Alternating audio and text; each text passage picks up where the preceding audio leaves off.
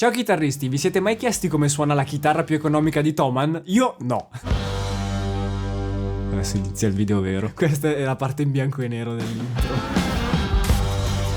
Sì che me lo sono chiesto anche più di una volta e ora che ne ho la possibilità la prima cosa che ho deciso di fare è stata ordinarla e portarla qui sul canale. Quindi avete capito di che cosa parliamo in questo video e se vi piacciono i video fatti così mi raccomando, solito like, iscrizione al canale e fatemi sapere qui sotto nei commenti qual è la chitarra più economica di sempre che voi abbiate mai provato forever. Quello che ho fatto è stato molto semplice, sono andato su Thomann, sezione chitarre, non ci ho neanche pensato, ho filtrato subito per marchio, ho messo Harley Benton perché più economico di quello non c'è niente, ho messo in ordine di prezzo ascendente e togliendo i kit da montare, quindi le chitarre dell'Ikea, per chi se lo ricorda, e togliendo le chitarre mini e le chitarre da viaggio, il primo risultato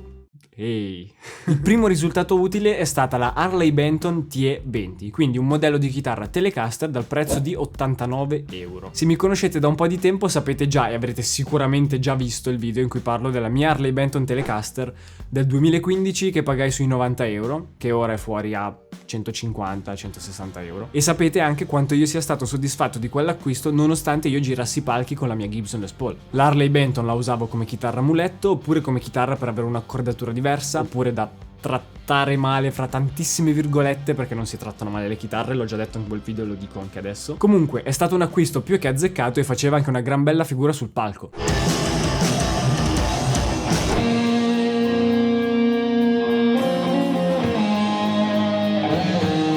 C'è il video dedicato, ve lo lascio qui sopra così potete recuperarlo, anche se probabilmente l'avete già visto. E adesso parliamo di cose sensate. Allora, la domanda principale del video è come suona? Però ovviamente il suono non è l'unica cosa da valutare su strumenti di questo tipo, soprattutto su questa fascia di prezzo. Quindi, hanno ragione quelli che screditano Harley Benton perché sono chitarre che si distruggono dopo poco? Oppure hanno ragione quelli che le Harley Benton le amano? Alla fine del video lo scopriamo. Facciamo una piccola panoramica su che cos'è Harley Benton e cerchiamo di capire perché così tanti chitarristi ce l'hanno così tanto con Harley Benton. E intanto tu dimmi da che parte stai e se arrivi alla fine del video fammi sapere se cambi idea oppure no. Harley Benton è un marchio di chitarre economiche. Punto. Ma con la cosa positivissima che sono chitarre economiche ma che sono fatte veramente bene. E infatti questa è una di quelle cose che non quadra tantissimi chitarristi, cioè com'è possibile che chitarre che costano così poco siano fatte così bene. Oltretutto sono chitarre che si adattano a tantissimi chitarristi diversi, perché il catalogo Harley Benton è veramente pieno di tutti i tipi di chitarre. Ci sono le strato, ci sono le tele, ci sono le chitarre metallare, ci sono quelle per mancini, quelle belle, ci sono quelle bellissime, ci sono le Les Paul che sono più belle di quelle bellissime. Ora, quali sono le tematiche che rendono queste chitarre così discusse tra i chitarristi? Principalmente i problemi che i chitarristi pensano di riscontrare poi con Harley Benton sono tre: chitarre costruite male e quindi scomode da suonare, chitarre che durano poco, va bene spendere poco ma poi nel tempo, e numero 3, chitarre che suonano male, costano troppo poco per suonare bene. Primo punto, chitarre costruite male e quindi scomode da suonare. Per farvi l'esempio ho scelto apposta la chitarra che costa di meno sul catalogo di Thomann, cioè le Harley Benton se costano di più di questa sono solo meglio. I problemi che di solito i chitarristi riscontrano sulle chitarre tanto economiche sono ad esempio i tasti che sono ruvidi. In questo caso invece non c'è niente di tutto questo, i tasti sono veramente limati bene, sono lucidi, sono lisci.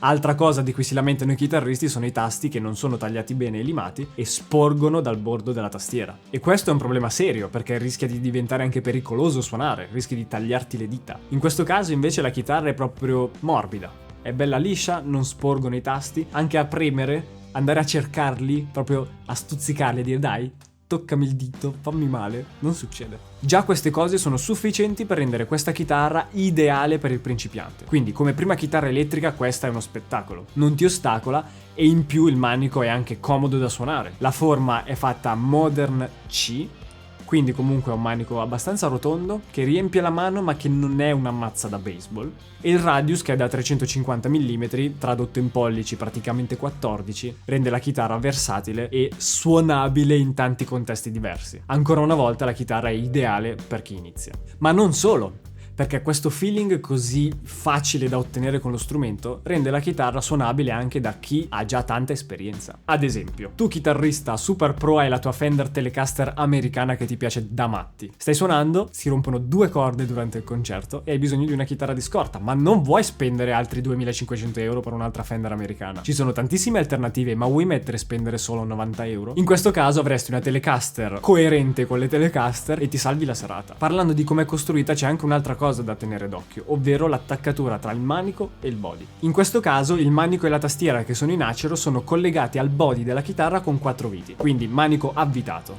Questo è uno dei punti più critici per le chitarre più economiche, perché tante volte si rischia di avere uno spazio esagerato, nonostante le viti che premono il manico contro il corpo della chitarra, e questa cosa rende lo strumento instabile e fragile. In questo caso invece i buchi tra manico e body corrispondono perfettamente, le viti si collegano benissimo, lo spazio che c'è tra body e manico è quello giusto, diciamo che non c'è bisogno di intervenire. L'ultima cosa da valutare in questo senso è l'elettronica, che funzioni bene, ma per quello è facilissimo, basta collegare il jack, spippolare un po' con i potenziometri il selettore ed è presto detto se la chitarra funziona oppure no. In questo senso però tanti chitarristi hanno da dire una cosa in particolare: va bene, la chitarra costa poco, sarà anche fatta bene, ma con l'utilizzo, se questi componenti non sono di qualità, possono usurarsi in fretta e la chitarra poi non funziona più nel tempo. In questo caso posso fare un esempio, perché come sapete sono un utilizzatore di Harley Benton da parecchi anni. Questa è la Harley Benton che io ho comprato nel 2015, quella che vi dicevo all'inizio di questo video, e come potete ben notare la differenza di anni dal 2014-2015 al 2023 è di quasi 10, quindi è una chitarra che ha i suoi anni alle spalle. Questa chitarra ora mi serve per dimostrarvi